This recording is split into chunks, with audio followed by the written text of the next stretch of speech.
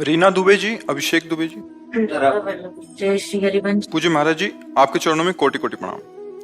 महाराज जी, मुझे memory loss, चेतना शक्ति शून्य की बीमारी है। महाराज जी, मैं जब से आपसे जुड़ी हूँ और आपको सुन रही हूँ तब से नाम जप करती हूँ, पर कभी कभी ऐसा हो जाता है कि जिस दिन मेरा मेमोरी लॉस होता है तो कुछ घंटों तक मैं कुछ सोच समझ नहीं पाती और बिना नाम जप ही सब कुछ अन्न जल ग्रहण कर लेती हूँ। पर जब मैं सामान्य अवस्था में हो जाती हूँ तो मुझे जब ये समझ या याद आता है तो मैंने बिना राधा नाम जप खा लिया, मुझे कुछ समझ नहीं आता। महाराज जी, उस परिस्थिति में इसका आप ऐसा भाव लीजिए कि जैसे हम नींद में जा रहे होते हैं, जो अखंड भजन की वृत्ति की बात करें, तो हम शयन में जा रहे थे तो राधा राधा राधा राधा राधा।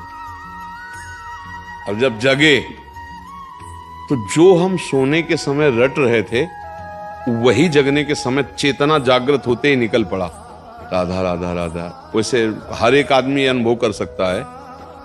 ऐसे ही हमने मूर्छा के समय भी देखा, जब हमारे डायलिसिस के लिए ऑपरेशन हुआ, ये उदर वाला, फिर छाती का यहाँ ऑपरेशन, फिर हाथ का, तो यहाँ वाले में हमें बेहोश किया गया। तो हमें जब बेहोश करने को था तो हमने उनसे कहा था कि आप बेहोश करने के कुछ मिनट पहले हमें सूचित कर दीजिए कि मैं आपको बेहोश कर रहा हूँ।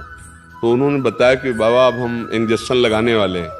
तो हम, जो हमारा चिंतन था, मानो मृत्यु का समय, हम ऐसे गाढ़ चिंतन किया, तो जो हम पद शुरू किए थे, तो जब हमारी मूर्छा भंग हुई तो अगली लाइन वही चल रही थी। शयन के समय, मूर्छा के समय, तो वही आप मूर्छा जैसा समझ लीजिए इसको।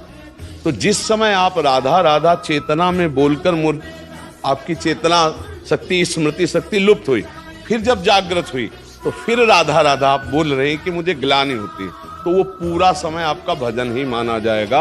अगर उस स्थिति में प्राण चले जाते हैं तो आपको भगवत प्राप्ति होगी, क्योंकि मूर्छा के पहले आपने राधा बोला था। मूर्छा अवस्था में आप असमर्थ हैं, ना सत बोल सकते ना असत, ना सत्क्रिया ना असत क्रिया।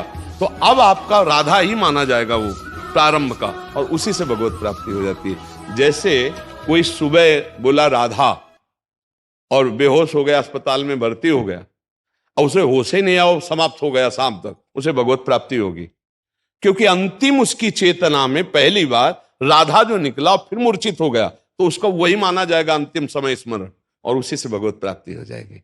आप समझ पा रहे जी।